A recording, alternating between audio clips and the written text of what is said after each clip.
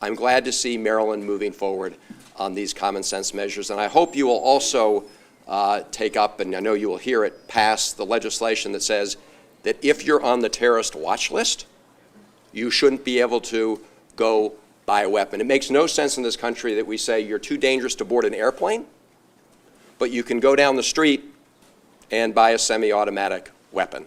And so I hope members of this great committee, you'll also pass that common sense measure, trying to pass that at the federal level, but always proud of the state of Maryland for leading in these efforts to save lives. And I appreciate the committee's attention. Thank you.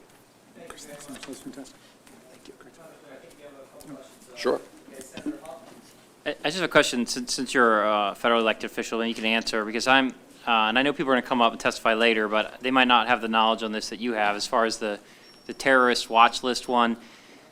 Right now, if somebody, because it's a federal, totally federal, the state doesn't have anything to do with it right now as far as who gets on there. In fact, I don't know if the state of Maryland even knows who's on there or can get that, but is that right now, is that purely an executive branch function in that Department of Homeland Security or the president or somebody decide, they are the ones that put people on the list? As Congress, do you have any function, or the judiciary branch, does anyone else have any role in that?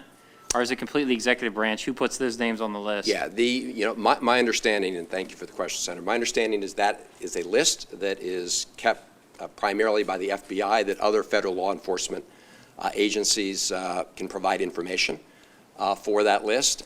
And I don't see any reason why the state of Maryland cannot take the position that here in our state, if you're on that list, we don't want you buying guns in the state of Maryland. Now, I'd obviously like to see that enacted at the federal level. I've been working for years to do that, but it's another case where when you've got a refusal to do the right thing at the federal level, Maryland has a chance to move forward. So it's purely right now an executive branch function that they're the ones that decide who goes on the list. Is there, if you end up on that list, do the, and I ask because it's a federal list, so most of the state lawmakers are coming up, and the folks here aren't going to have the knowledge you have about this. How do I, if I'm on that list, can I go to court and challenge? I mean, where's the due process on that list? Yeah, fair enough. There's a process by which you approach the federal law enforcement agencies and say that if you believe your name has been wrongly put on that list, and make the case. I know that because we've had constituents who felt that they were wrongly put on that list. Look, here's I think the main point. We need a system to make sure that if you're wrongly put on that list, there's a mechanism, a due process mechanisms for coming off. But here's what I would say. You can't board an airplane in the United States if you're on that list. And so it makes no sense, in my view, to say you're on a list where you've been found by federal law enforcement agencies to be so potentially dangerous and a risk to the community that you're not going to be able to get on an airplane, but we're going to let you go down the street and buy a semi-automatic weapon. So there are two issues here. One is having a process to get yourself off the list if you believe you've been wrongly put on it. But so long as that list is deemed to be a list of people who pose a risk, a serious risk, a potential terrorist threat to the United States, it seems to me, if we're saying you can't get on an airplane, we should also say you can't go buy a semi-automatic weapon. Yeah, I guess it's just the question is the due process about it, is figuring out if you get put on a list solely by the executive branch, if you can go to the judiciary and be taken off the list. And being on a plane or drivers, those are all different, but we're talking about constitutional rights and due process, and obviously Second Amendment is a constitutional right. And just lastly, I guess that's my concern. I'd be interested, as a member of the legislative branch, as I am, your take on it, because I'm always worried about the executive branch and the creeping power of executive branch. And especially nowadays, you look at this current campaign, there's talks about taking people who are now allowing Muslims to immigrate in and things like that. I mean, there's, basically allowing the executive branch to create a list, and then the state of Maryland saying whoever they put on that list, we won't give Second Amendment rights to. I mean, what if somebody said, anyone who's a Muslim, we're going to stick them on that list? I mean, it sounds far-fetched, but watching this campaign, it's hard to believe that it is. I mean, you get all kinds of things. That's why we have a check and balance in our system. So, I mean, just somebody in the legislative branch, don't you have pause about the executive having that kind of power? As you know, we grant the FBI the ability to, especially in the realm of terrorism, international terrorism, to look at the information and make judgments about who poses a risk.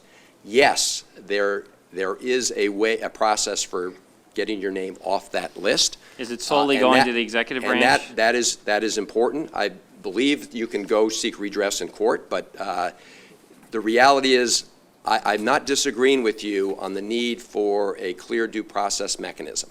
But I do believe that there's a sort of a right to be able to associate and travel, and my view is that so long as you are on that list, and I will tell you the overwhelming number of people on that list right now are not seeking to get their names off it, and I think all of us would want to make sure that if somebody who was on that list and posed a terrorist threat to the United States, we'd want to make sure that they couldn't go buy a semi-automatic weapon. At least I would hope that would be the case. I just have one more question. I thank you for your indulgence. When you get, and obviously you have a large part of your congressional district goes apart through my Senate district, and I think we send constituent cases, and thank you for your help with those. Sure. Your office does a good job on those, and obviously I'm part of Congressman Delaney's as well. Just from your experience, do you know how long it takes if somebody is put on the list? Have you had people, constituents, contact your office and say, I've been wrongly put on this list? Do you know how long it's taken for them to get off the list? Is there a... I don't know if there's an average amount of time. I don't know the specific wait periods. What I do know is that there are people who have, challenged their names being on that list, and they're able to get their names off the list. And as I said, based on all the information I have, very few people whose names are actually on the list contest it. You're absolutely right. For those who feel they're wrongly put on the list, there needs to be a process, and there is a process, and maybe we can improve upon that I just process. need to learn what that is. Yeah. But there are also, as I say, the overwhelming majority of people who are on that list are not seeking to be removed, and in my view, if we're making a judgment that it's a risk to the public for them to board an airplane, I also believe it's a risk to the public that they go and buy a weapon where they could commit mass murder or other terrorist acts. All right, well, thanks. Thank you. Thank you, Congressman, for being here. Thank you. I echo Senator Huff's compliments as far as we've always worked well with your office on constituent issues. You represent a good part of my district, too, in Carroll County. Indeed. So we appreciate that. We don't always agree on every issue, but I do appreciate your office working with us on constituent concerns. I found an interesting article from the Huffington Post from a couple years ago about how do you end up on a terrorist watch list. And there's several interesting things. Of course, there are some credible ways where you could obviously be suspected of terror for a variety of very credible reasons. But there's also, you could be in a category of people that are determined to be a threat, and that would be determined by one of the assistants to Homeland Security just deciding that a category of individuals should be added. You could be, if you post something on social media that someone at the FBI finds or someone at Homeland Security finds to be suspicious. I have to be honest, spending some time on social media myself, there's a lot of folks who post things that maybe could be a little bit nutty on both sides, and I don't know that that they should be added to the terror watch list, but there are cases where this has happened. This article was from 2014, and they said in the last 5 years, at that time, 1.5 million people have been added to it.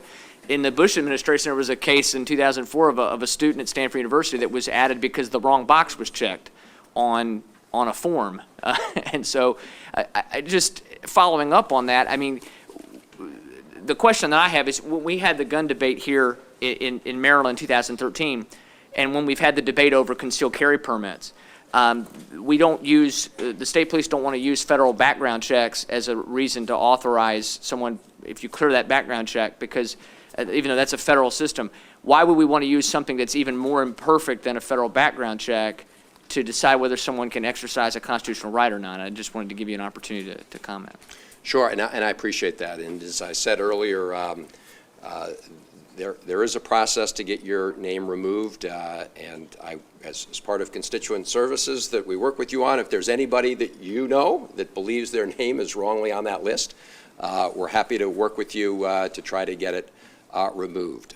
Would the bill, and I know you're not the sponsor, but would the bill say that once you've been on the list, you can never exercise your right, or it would only be if you're on the list? I need to look, I haven't looked at the. No, my understanding is it's when you're on the list. Okay. And no, if you've gone through a procedure and you've been found to not pose a risk, that's certainly my understanding. I'll go back and I'll go look at the it. bill, I don't think yeah. that, I wanted to mention that bill because it's something we've been working on. I'm not even sure that bill is before the committee today. Maybe it is, maybe it isn't. But look, as I said, if this is a list of people, the overwhelming number of whom don't contest the fact that their name's on the list,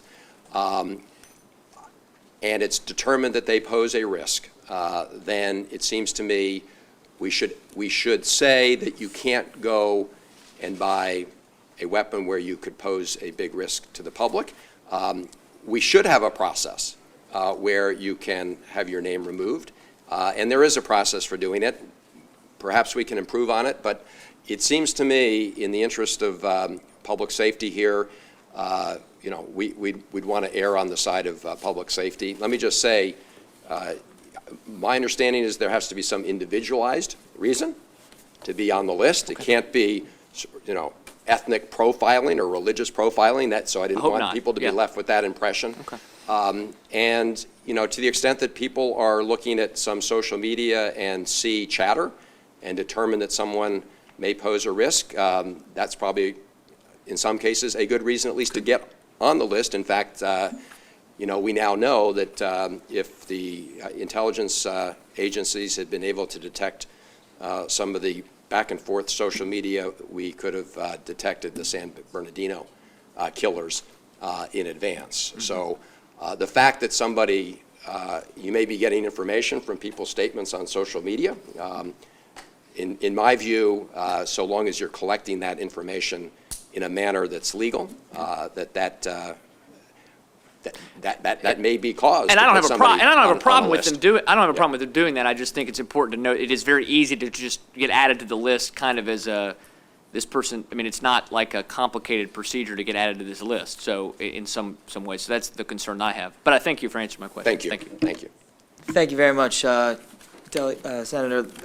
Congressman, let me just tap on. I'm not going to ask a question. I'm just going to conclude. But if you could, it's interesting. As Senator Huff and Senator Reed were doing that, I just was looking online. I Googled how to get off the no-fly list just for the fun of it. And there's a lot of articles in that. I mean, it's really all over the map. There's a 2014 court case just from Oregon that basically ruled, at least according to this article, seemed to suggest that the process was unconstitutional and was ordering the government to remedy it. It does seem like something, just not just with this bill, but just in general, something that's been left that still needs to be addressed. So I'd be interested to know if this is a 2014 article, if there's anything on the works. Apparently the ACLU filed a lawsuit in Oregon, and because the government wouldn't tell the folks that they were representing why they were on it in the first place, and they couldn't. It was a real low evidentiary standard. So I think because Senator Huff and I have had this conversation for the last couple of days about this, which I didn't know much about, but certainly would be interested to know. That'd be interesting to hear what has happened since then. No, I think, Senator, Mr. Chairman, there are efforts underway to improve that process. It is absolutely a fair point, and I think, however, as I said, that the information that I've got is the overwhelming majority. We need a way for people who have been wrongly put on the list to get off. We also need to make sure that, people for whom we have a good reason to believe may pose a terrorist risk, that we at least stop, find out if they're rightly or wrongly on that list before we let them go buy a weapon that could be used to commit an act of terror.